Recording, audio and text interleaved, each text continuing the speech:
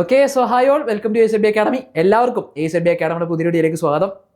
So നമുക്കിനി വരാൻ പോകുന്ന പ്രധാനപ്പെട്ട കുറച്ചധികം എക്സാമ്പിൾ ഉണ്ടല്ലേ, നമ്മുടെ VFA, കമ്പനി ബോർഡ് എൽജിഎസ്, അതുപോലെ തന്നെ ബെവ്കോൾ DC എക്സാംസിന് എല്ലാവരും വളരെ നല്ല പ്രിപ്പറേഷൻസ് മുന്നോട്ട് പോവുകയാണ്. ഏറ്റവും അധികം ഉദ്യോഗാർത്ഥികൾ എഴുതാൻ പോകുന്ന കുറച്ച് എക്സാമ്പിളാണ് അല്ലേ. അപ്പോൾ അതിൻ്റെ എല്ലാം എക്സാമ്പിളിലേക്ക് എത്തുമ്പോൾ അതിന് മുൻപായിട്ട് നമുക്ക് എന്ത് വരുന്നുണ്ട്, വളരെ പ്രധാനപ്പെട്ട ഒരു കാര്യം, അതായത് നമ്മുടെ 10th പ്രിലിംസ് എക്സാം വരുന്നുണ്ട് അല്ലേ. 10th പ്രിലിംസ് എക്സാം വരുന്നുണ്ട്. അപ്പോൾ ഓൾറെഡി നമുക്കറിയാം നമ്മുടെ 2026 മാസത്തിലെ എക്സാം കലണ്ടർ വന്നതനുസരിച്ചിട്ട് നമുക്കറിയാം ഈ പറയുന്ന പോലെ മെയിൻസ് ഒക്കെ നമുക്കറിയാം ഒക്ടോബർ ഡിസംബർ മാസങ്ങളിലേക്ക് ഷെഡ്യൂൾ ചെയ്യുമ്പോൾ തന്നെ പ്രിലിംസിന്റെ ഡേറ്റ് ആയിട്ട് പറഞ്ഞിരിക്കുന്നത് ഏകദേശം ജൂലൈ മാസമാണ് അല്ലേ. ജൂലൈ ടു സെപ്റ്റംബർ 2026 വരെയാണ് പ്രിലിംസ് നടക്കും എന്ന് പറഞ്ഞിരിക്കുന്നത്. അത് ജൂലൈ വെച്ച് തന്നെ നമുക്ക് എന്ത് ചെയ്യാം, മുന്നോട്ട് പോകാം അല്ലേ. കാരണം നമ്മൾ ഏറ്റവും പോസിബിൾ ആയിട്ട് ഏറ്റവും മാക്സിമം നേരത്തെ വരാനുള്ള ഡേറ്റ് ഏതാണോ അത് കാൽക്കുലേറ്റ് ചെയ്ത് തന്നെയാണ് പഠിക്കേണ്ടത്. അപ്പോൾ ജൂലൈ മാസമാണ് നമുക്ക് ഈ വരുന്ന പോലെ ഇനി വരാൻ പോകുന്ന 10th പ്രിലിംസ് എക്സാം നമുക്ക് ഏറ്റവും അടുത്തുള്ള ഡേറ്റിൽ എക്സ്പെക്ട് ചെയ്യാനായിട്ട് പറ്റുക.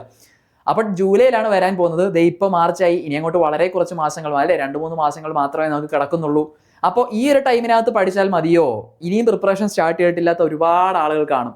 അപ്പോൾ ഇനി ആയാലും നമുക്ക് സമയമുണ്ട്, 3 മാസം ഇല്ലേ, 10th പ്രിലിംസ് അല്ലേ, വളരെ കുറച്ച് ദിവസം കൊണ്ട് കംപ്ലീറ്റ് ചെയ്യാൻ പറ്റില്ല എന്നൊക്കെ വിചാരിക്കുന്ന ഒരുപാട് പേരുണ്ടായിരിക്കും അല്ലേ. സോ നമ്മൾ എപ്പോഴും പറയുന്ന ഒരു കാര്യമുണ്ട്, 10th പ്രിലിംസ് എന്നുള്ള കടമ്പ അവിടെ നിന്നോട്ടെ. 10th പ്രിലിംസ് എന്ന് പറയുന്നത് നമുക്ക് ഈ പറയുന്ന പോലെ സെപ്പറേറ്റ് ആയിട്ട് അതിന് വേണ്ടി ഭയങ്കരമായിട്ടുള്ള എക്സ്ട്രാ എഫേർട്ട് ഒക്കെ ഇടണോ എന്നുള്ള കാര്യങ്ങളൊന്നും നമ്മൾ എന്ത് ചെയ്യുന്നില്ല, പറയുന്നില്ല അല്ലേ.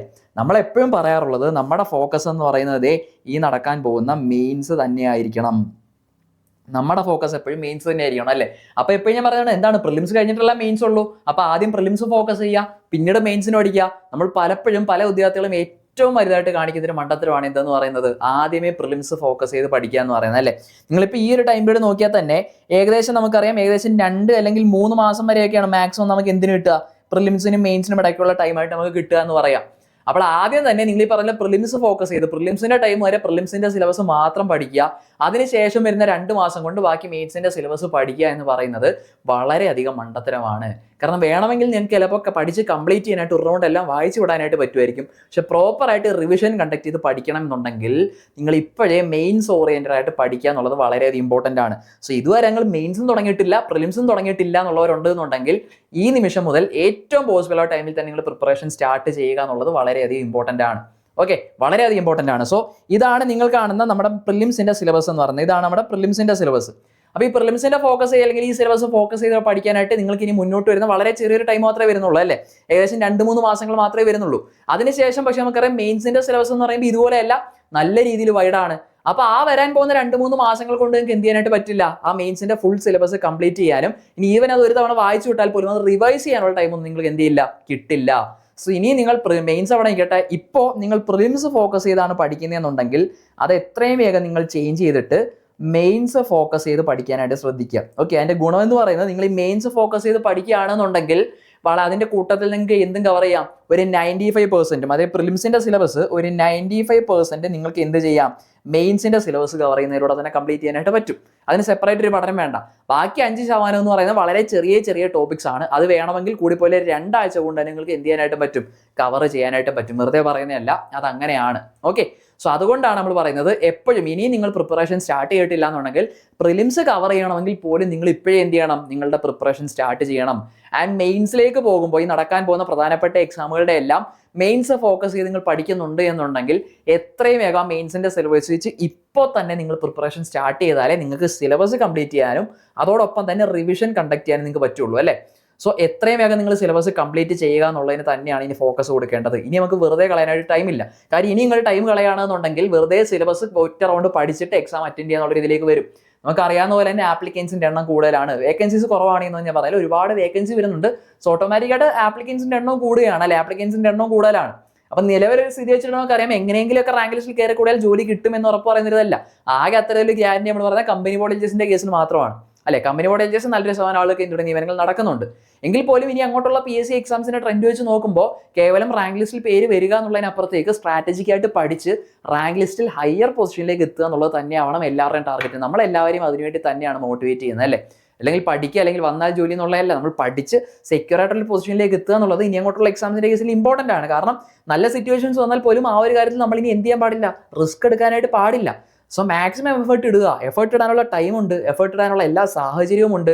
അവിടെ ഒരുപാട് അവസരങ്ങൾ നമ്മളെ വെയിറ്റ് ചെയ്യുന്നുണ്ട്. സോ അത് നമ്മൾ എന്ത് ചെയ്യാനായിട്ട് പാടില്ല, വേസ്റ്റ് ചെയ്യാനായിട്ട് പാടില്ല. സോ പ്രിലിംസിന്റെ പ്രിപ്പറേഷൻ നിങ്ങൾ പഠിച്ചേ തുടങ്ങിയിട്ടില്ല എന്നുണ്ടെങ്കിൽ പ്രിലിംസ് കവർ ചെയ്യണമെങ്കിൽ ഇപ്പോഴേ നിങ്ങൾ പഠിച്ചു തുടങ്ങുന്നുള്ള ഇമ്പോർട്ടൻ്റ് ആണ്. മെയിൻസിലേക്ക് ഫോക്കസ് ചെയ്തിട്ടാണ് എന്നുണ്ടെങ്കിലും ഇപ്പോഴേ നിങ്ങൾ മെയിൻസിന്റെ സിലബസ് ഫോക്കസ് ചെയ്ത് പഠിച്ചാൽ ഉറപ്പായിട്ട് നമുക്ക് സിലബസ് കവർ ചെയ്തിട്ട് നല്ല രീതിയിൽ PYQ ബേസ്ഡ് റിവിഷനും കണ്ടക്ട് ചെയ്ത് ഒരു കൺഫ്യൂഷനും ഒരു ടെൻഷനും ഇല്ലാത്ത രീതിയിൽ നമുക്ക് എന്ത് ചെയ്യാം, എക്സാം ഹാളിലേക്ക് പോകാനായിട്ട് പറ്റും. സോ അതിന് നിങ്ങളെ ഹെൽപ്പ് ചെയ്യുന്നൊരു ബാച്ചാണ് നമ്മുടെ BFA company board LGS BevQual DC 3-in-1 batch എന്ന് പറയുന്നത്. ഓക്കെ, നമുക്കറിയാലോ 150 ഡേയ്സിന്റെ സ്റ്റഡി പ്ലാൻ നമ്മൾ മുന്നോട്ട് വെച്ചിരുന്നത്. സോ ഇനി അങ്ങോട്ട് നമ്മൾ പയ്യെ എന്ത് ചെയ്യും, നമ്മൾ സിലബസ് എക്സാമിന്റെ ഡേറ്റ് ഫോക്കസ് ചെയ്ത് നമ്മൾ എന്ത് ചെയ്യും, ക്ലാസ് നമ്മൾ പ്രൊവൈഡ് ചെയ്യും. സോ നമ്മൾ ലിമിറ്റഡ് ടൈമിനകത്ത് മാക്സിമം നമ്മൾ സിലബസ് കവർ ചെയ്തിട്ട് PYQ ബേസ് അല്ലെ ഡെയിലി സ്റ്റഡി പ്ലാന്റെ ബേസിസിലാവും നമ്മൾ ഈ പറയുന്ന ക്ലാസ് നമ്മൾ കംപ്ലീറ്റ് ചെയ്യുക. ഡെയിലി സ്റ്റഡി പ്ലാന്റെ ബേസിസിലാണ് നമുക്ക് ക്ലാസ്സസ് മുന്നോട്ട് വരുന്നത്. സോ അതുകൊണ്ട് തന്നെ ഓരോ ദിവസം എത്ര ടൈം പഠിക്കണം, എത്ര നേരം പഠിക്കണം, ഇതൊന്നും നിങ്ങൾക്ക് എന്ത് ചെയ്യേണ്ട, ടെൻഷൻ ആവണ്ട. പഠിക്കേണ്ട ടോപ്പിക്സ് എന്തൊക്കെയാണ്, അതിന്റെ നോട്ട്സ് അങ്ങനത്തെ കാര്യങ്ങളെല്ലാം നമ്മൾ റെഗുലർ ബേസിൽ ഡെയിലി ബേസിൽ പ്രൊവൈഡ് ചെയ്യുന്നതായിരിക്കും. ആൻഡ് നമ്മൾ ക്ലാസ് പഠിക്കുന്നതിനോടൊപ്പം തന്നെ നിങ്ങൾക്ക് PYQ ബേസ്ഡ് റിവിഷൻ നമ്മൾ കണ്ടക്ട് ചെയ്യുന്നതായിരിക്കും. PYQ ബേസ്ഡ് റിവിഷനും ഉണ്ടായിരിക്കും. അതുപോലെ റെഗുലർ ബേസിസിൽ നിങ്ങൾക്ക് മോക്ക് ടെസ്റ്റുകൾ നമ്മൾ കണ്ടക്ട് ചെയ്യും. റെഗുലർ ബേസിസിൽ മോക്ക് ടെസ്റ്റുകൾ കണ്ടക്ട് ചെയ്യും. സോ വെറുതെ പഠിച്ചു പോകുക എന്നുള്ളത് മാത്രമല്ല, പഠിക്കുന്ന ഏരിയാസിൽ ഏതൊക്കെ ഏരിയാസ് ആണ് കൂടുതൽ ഫോക്കസ് ചെയ്യേണ്ടത്, എവിടെയൊക്കെ ഫോക്കസ് ചെയ്യണം, PYQs എവിടെയാണ്, അപ്പോൾ എവിടെയൊക്കെ നമ്മൾ കുറച്ചും കൂടി ഇമ്പോർട്ടൻസ് കൊടുക്കണം. അപ്പോൾ അതിനോടൊപ്പം തന്നെ പഠിക്കുന്ന കാര്യം നമ്മൾ റിവൈസ് ചെയ്തും പോവുകയാണ്. ആൻഡ് മോക്ക് ടെസ്റ്റുകൾ അറ്റൻഡ് ചെയ്യുന്നതോടെ തന്നെ ക്വസ്റ്റ്യൻസ് നിങ്ങൾക്ക് പ്രാക്ടീസ് ചെയ്യാനായിട്ട് പറ്റും. ആൻഡ് നിങ്ങൾക്ക് തന്നെ ഒരു സെൽഫ് അനാലിസിസ് പറ്റും, ഇല്ലേ എവിടെയൊക്കെ മാർക്ക് പറയുന്നുണ്ട്, എവിടെയൊക്കെ ഇനി കൂടുതൽ ഫോക്കസ് കൊടുക്കണം, അതിനെക്കുറിച്ചുള്ളൊരു ധാരണയും കൃത്യമായിട്ട് നിങ്ങൾക്ക് കിട്ടുന്നതായിരിക്കും. സോ അങ്ങനത്തെ ഒന്നും യാതൊരു ടെൻഷനും വേണ്ട. ആൻഡ് നമുക്കറിയാം എല്ലാവർക്കും തലവേദനയാവുന്ന ഒരു കാര്യമാണ് കറന്റ് അഫേഴ്സ്. കറന്റ് അഫേഴ്സിന് നമുക്ക് സ്പെഷ്യൽ സെക്ഷൻസ് ഉണ്ടായിരിക്കും, ഒരു ടെൻഷനും വേണ്ട. അതോടൊപ്പം തന്നെ ഇനി വരാൻ പോകുന്ന ഈ എക്സാമുകളിലെല്ലാം ഏറ്റവും വലിയ ക്വസ്റ്റ്യൻ്റെ ഒരു സോഴ്സ് ആയിരിക്കും നമ്മുടെ ന്യൂ SCRT അല്ലെ, നമ്മുടെ പുതിയ SCRT ടെക്സ്റ്റ് ബുക്ക് ഇനി വരാൻ പോകുന്ന ക്വസ്റ്റ്യൻസിന്റെ വലിയൊരു സോഴ്സ് ആയിരിക്കും. അപ്പോൾ അത് ബേസ് ചെയ്തിട്ടുള്ള SCRTയുടെ ചാപ്റ്റർ വൈസ് ക്ലാസ്സസ് നമ്മൾ ഈ ഒരു കോഴ്സിന്റെ ഭാഗമായിട്ട് പ്രൊവൈഡ് ചെയ്യുന്നതായിരിക്കും. സോ ഒരു കംപ്ലീറ്റ് പാക്കേജ് ആണ്. എല്ലാ രീതിയിലും ഈ എക്സാംസ് ക്രാക്ക് ചെയ്യാൻ വേണ്ട പ്രിലിംസും മെയിൻസും ഫോക്കസ് ചെയ്തിട്ടുള്ള ഒരു കംപ്ലീറ്റ് പാക്കേജ് ആണ്. സോ എത്രയും വേഗം സ്ക്രോൾ കാണുന്ന നമ്പറിലേക്ക് വിളിക്കുക, കോൺടാക്ട് ചെയ്താൽ നിങ്ങൾക്ക് കൂടുതൽ ഡീറ്റെയിൽസ് അവിടെ അവൈലബിൾ ആയിരിക്കും. ഓക്കെ, അപ്പോൾ ഇനിയും പഠിച്ചു തുടങ്ങിയിട്ടില്ലാത്തവർ നമുക്ക് ടൈം വളരെ വളരെ വളരെ കുറവാണ്. എന്ന് പറയുമ്പോഴത്തേക്ക് നമുക്ക് പ്രിലിംസിങ് വരും. പ്രിലിംസ് കഴിഞ്ഞാൽ ഉടനെ നമുക്ക് മെയിൻസ് വരും. പ്രിലിംസ് കഴിഞ്ഞിട്ട് മെയിൻസിന് പഠിക്കാനിരിക്കുക എന്നൊക്കെ പറയുന്നത് നിങ്ങൾ ചിന്തിക്കേ വേണ്ട. ഓക്കെ, സോ മാക്സിമം പ്രിലിംസിന് മുൻപ് തന്നെ സിലബസ് കവർ ചെയ്യാന്നുള്ളതായിരിക്കണം എല്ലാവരുടെയും ടാർഗറ്റ്. ഇനി അങ്ങോട്ടുള്ള ദിവസങ്ങളിലാണ് അതിലേക്ക് തന്നെ ഫോക്കസ് ചെയ്യുക. പ്രിലിംസിന്റെ സിലബസ് മാത്രം വെച്ച് ഈ പ്രിലിംസ് വരെ പഠിക്കാതിരിക്കുക. അതിന് മുൻപ് തന്നെ നമ്മൾ മെയിൻസിന്റെ പ്രിപ്പറേഷൻ നമ്മൾ എന്ത് ചെയ്യണം, സ്റ്റാർട്ട് ചെയ്യണം അല്ലേ. സോ എത്രയും വേഗം മെയിൻസിന്റെ സിലബസ് ഫോക്കസ് ചെയ്തിട്ട് നിങ്ങൾ നിങ്ങളുടെ പ്രിപ്പറേഷൻ സ്റ്റാർട്ട് ചെയ്യുക. പ്രിലിംസ് നമുക്ക് വളരെ ഈസി ആയിട്ട് നമുക്ക് കവർ ചെയ്യാനായിട്ട് പറ്റും. ഓക്കെ, ആ ഒരു സിലബസ് നല്ല രീതിയിൽ പഠിച്ച് റിവൈസ് ചെയ്യുന്ന ഒരാൾക്ക് നമുക്ക് പ്രിലിംസ് കവർ ചെയ്യാനായിട്ട് പറ്റും. സോ എത്രയും വേഗം ടൈം കളയാതെ പ്രിപ്പറേഷൻ സ്റ്റാർട്ട് ചെയ്യുക. നമുക്ക് കൂടുതൽ അപ്ഡേറ്റ്സുമായിട്ട് നെക്സ്റ്റ് വീഡിയോയിൽ കാണാം. Till then all the best.